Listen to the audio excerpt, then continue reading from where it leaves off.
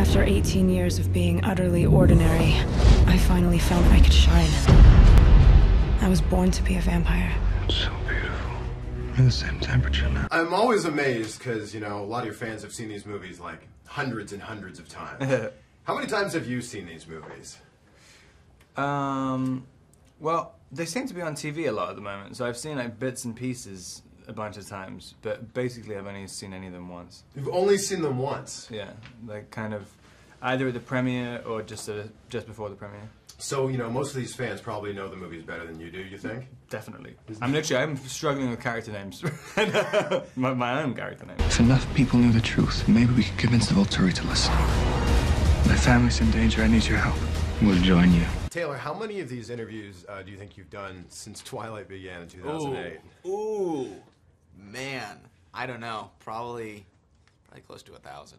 Oh, come on, you do like 1,000 per movie, probably.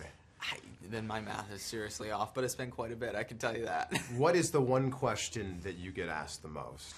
You ready for this? Have I stolen any mementos from set? Do I have anything? Did I take anything from set? I don't know why. But that's the question? Or how does it feel, Taylor, that this is all coming to an end? Is it a bittersweet feeling? You know? Oh, is that on the card over there? Speaking of mementos from set, I watched this first movie, and you're barely recognizable in it because you got the wig on, right? Yes. When New Moon came around, were you so happy that you're like, okay, I get to shed the wig, I get to be myself finally? Thrilled. I was so done with that wig, and they did. They actually did offer me that wig, and I turned it down. I was so sick of it. I was like, you guys can take it. So who has the wig now? I have no idea. It's probably in a museum somewhere or something. But I wish I took it. You know. This is our room.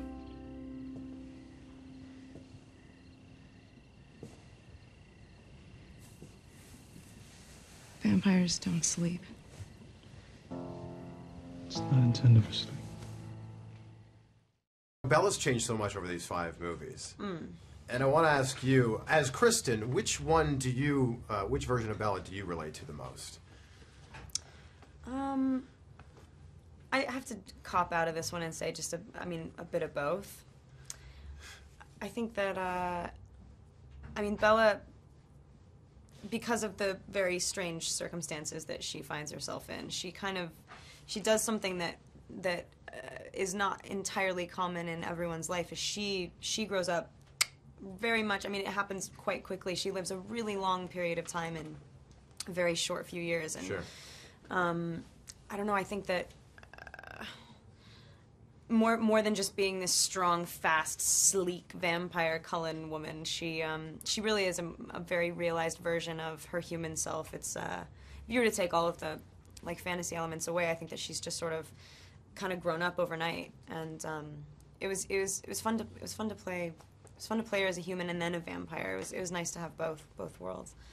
Now that's over, are you okay with leaving Bella behind? Yeah, done with her. It's been 5 years later. See ya. Yeah. No, I absolutely. I luckily don't feel like I do have to leave her behind. That's good. Yeah, that's why I'm drawn to most every project I've ever done, is that you get something from it. You read something, you're provoked on some level, and then you're like kind of surprised by it. And so making the movie is realizing why something moved you, and so the experience never leaves you. I'll have it forever. This is my daughter. The Volturi think Renesmee is an immortal child. She was born, not bitten. She grows every single day.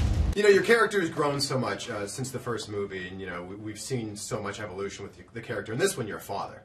Is there any moment during this movie when you're there with your daughter and you're going, man, I would either be a great parent or I would be just a terrible parent? There was a couple of moments thinking when we were working with the newborns that if I was not in a movie right now, I would probably get my child taken away from me. When they're putting wigs on it and putting sort of strawberry jam and cream cheese all over its head to kind of look like afterbirth. And I was like, how is this legal? I'm gonna get arrested already. There's gonna be a raid on the studio. It's funny, I try not to bring this up, but there was a swear jar that was to the brim, and so on that level I would have to get it together. But it was one thing about the story that was never difficult for me to grasp or relate to. It's funny too because everyone thinks that it's so peculiar that to play such a young mother. It's really not. I think it's just the vampire thing that makes everybody think it's really strange that she's so young.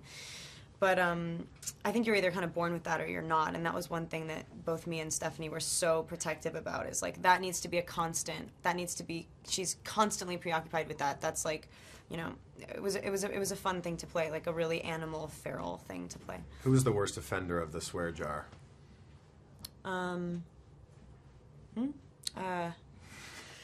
It's Rob and Taylor. Yeah, definitely. Clearly. Absolutely. Clearly. Yeah.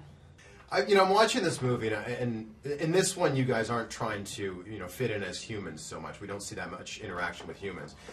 I gotta ask you, why are you guys still driving cars when you have the ability to run so fast? There's a lot of stuff in the Twilight world that doesn't make any sense. It's like, why are they still going to high school? Like, up until last year, they're 100 years old. I mean, I'm looking at this and I'm thinking, do you guys really need the money from Volvo that bad? Edward is desperate for an endorsement deal. I mean, you're jumping in the cars here, and I'm thinking, they just could have ran there. And also, it's like, why not get, like...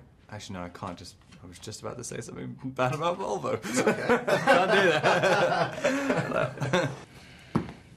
The packs will fight. We've never been afraid of vampires. We will fight. This won't be the first time I've fought a king's rule.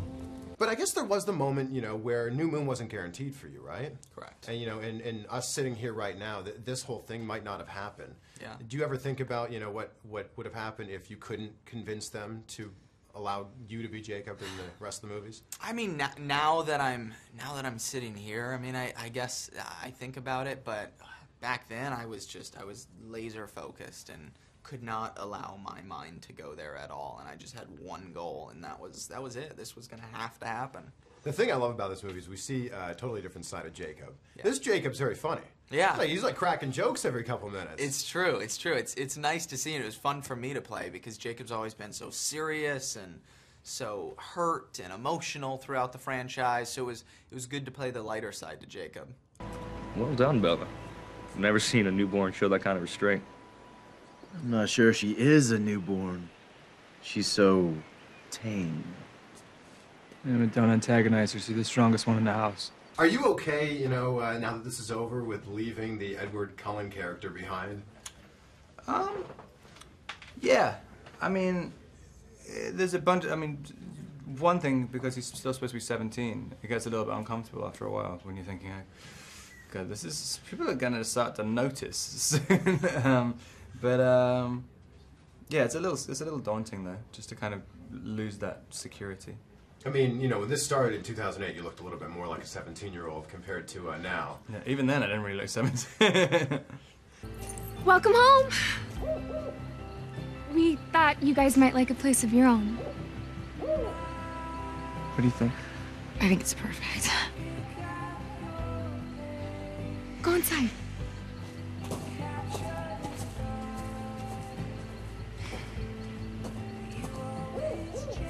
I know that, things have been really crazy for you over the last 4 years, and I know no one could have ever predicted that it would have been this big. Right. But if you could go back to 2008 and write like a Twilight handbook, yeah, what would the biggest piece of advice you would have given yourself be? Oh man, it's tough because there is and there still is no way to prepare for it because it's unlike anything else, and you never know what's coming. So it would be challenging, but I would have just told my earlier self to enjoy everything, because back then it seemed like this was going to be going on forever, but it flew by. It really did. We had so many amazing experiences, and it was so fun that it just, 5 years went by like that. Well, and here we are, and it's done. Is there any part of you that's, relieved that this is over and you can move on to the next stage of your career? Yeah, there's absolutely a part of that.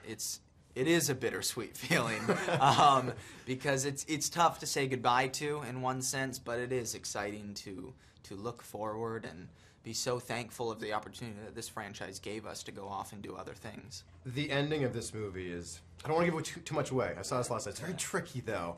Yeah. How would you describe it? It's The movie as a whole is awesome, and there's so much going on. There's a ton of action, and then at the end it wraps up the whole franchise nicely. But there is a fun little twist, and I think the fans will definitely enjoy it.